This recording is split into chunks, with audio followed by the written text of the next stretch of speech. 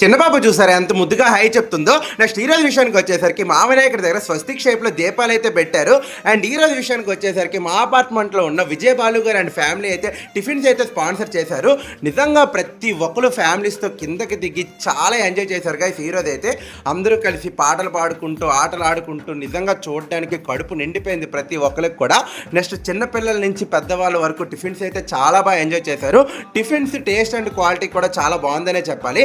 మా daddy anchoring అయితే నిజంగా చాలా బాగా చేశారు. ప్రతి ఒక్కరు ఎంజాయ్ అయితే చేశారు. నెక్స్ట్ నేనైతే ప్లేట్లు అన్ని రకాల ఐటమ్స్ వేసుకొని ఒకటి టేస్ట్ చేయడం అయితే స్టార్ట్ చేశాను.